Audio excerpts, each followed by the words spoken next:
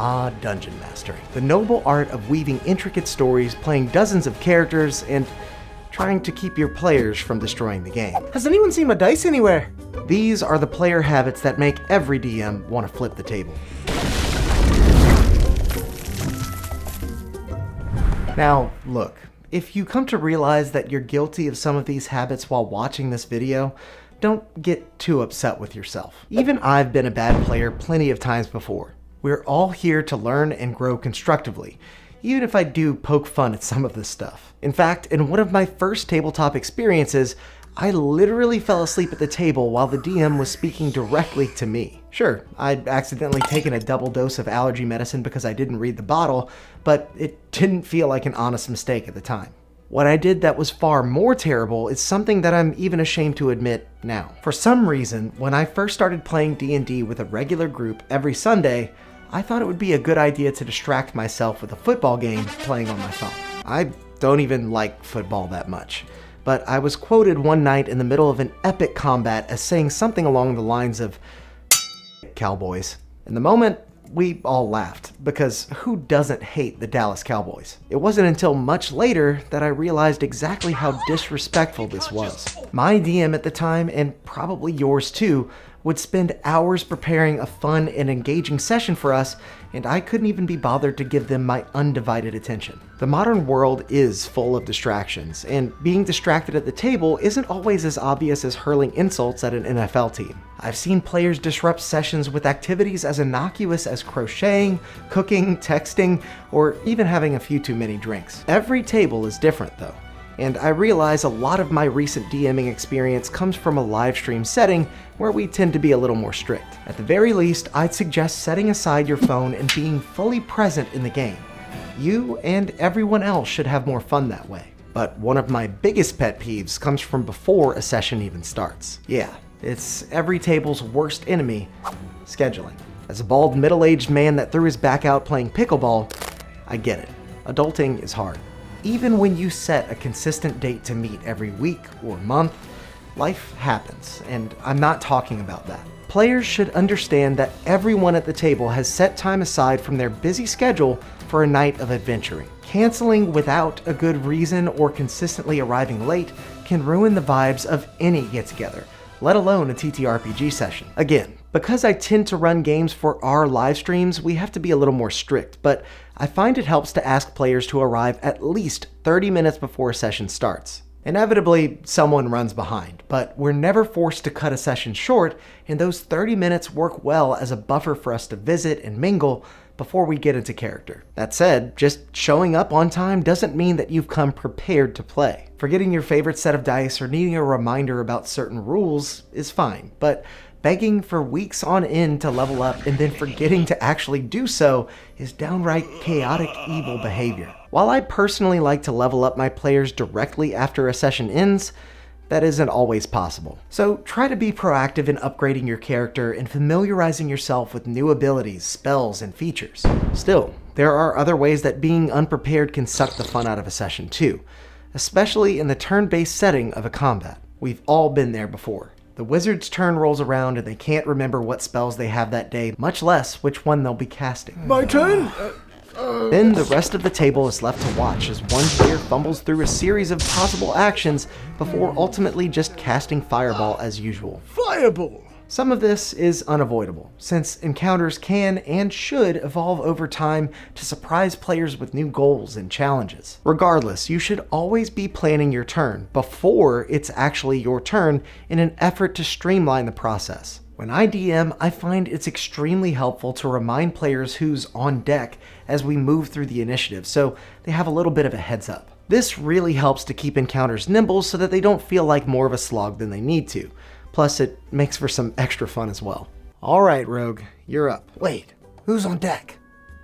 Better make it count. Everything up to now has been somewhat benign.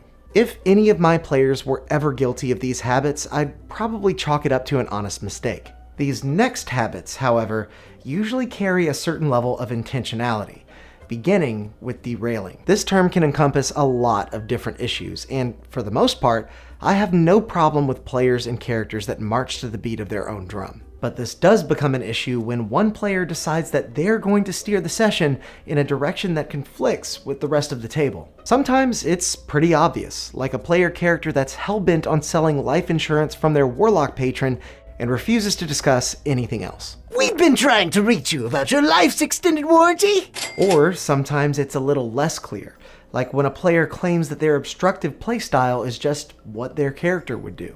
In my experience, either that isn't the truth, or you've chosen to make your character an asshole. Stop it. Get some help. Am I saying that sessions always have to remain on the tracks, or that characters can't have flaws?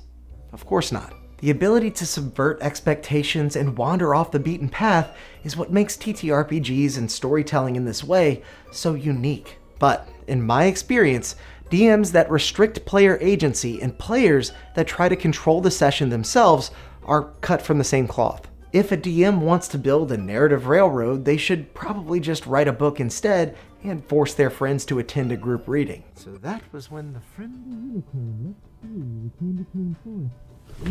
In the same breath, the rest of the table should try to recognize when they might be hogging the spotlight and creating their own railroad, one that only satisfies a single player. There are varying degrees of this, and it only becomes a problem when it makes the experience less immersive or less fun for the rest of the table. Believe me, it is possible to play an obnoxious character without ruining the game for everyone else. But I don't think that's the case as an obnoxious player, especially when it comes to metagaming. This is a pretty gray area in TTRPGs, and for good reason. Some groups enjoy approaching encounters strategically, utilizing information that their characters may not even have access to. I typically prefer a more candid approach, so I tend to only give players information as their characters discover it. Neither of these philosophies is inherently wrong, and both can lead to plenty of great adventures. But the real issue lies in players attempting to be too methodical and precise. It's reasonable to assume that a red dragon would be immune to fire damage, and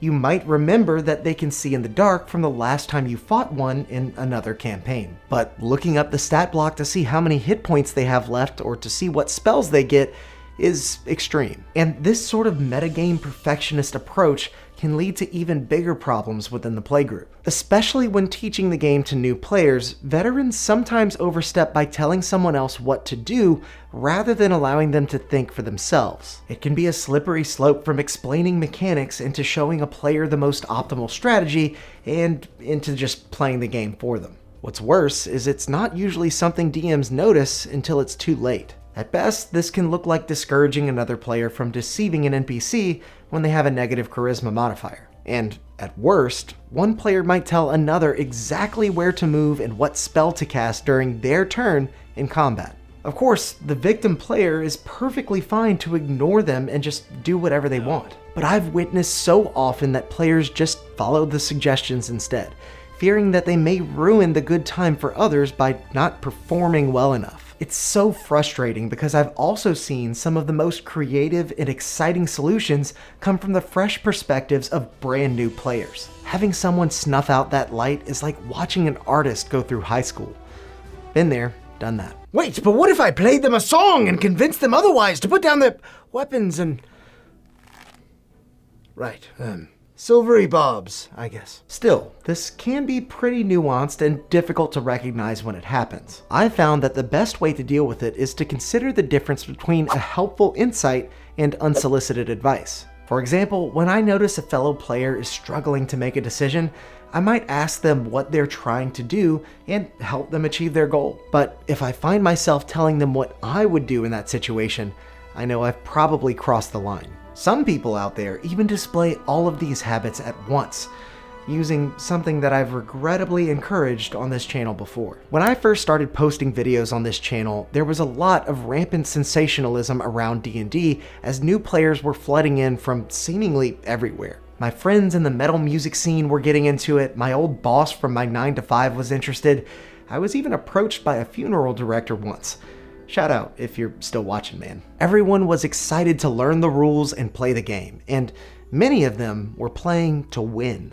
Guides about breaking the game with peasant railguns and ridiculous combos were everywhere, and I sort of joined in. Many of you probably found this channel after watching one of my broken class guides, in fact. While my intention was to illustrate that any class could be broken, and so there really was no suboptimal class, I've since realized that I was often just implying that winning the game meant having the strongest character build. Now, before you come after me in the comments, there is nothing wrong with enjoying the combo potential of D&D and wanting to create powerful characters.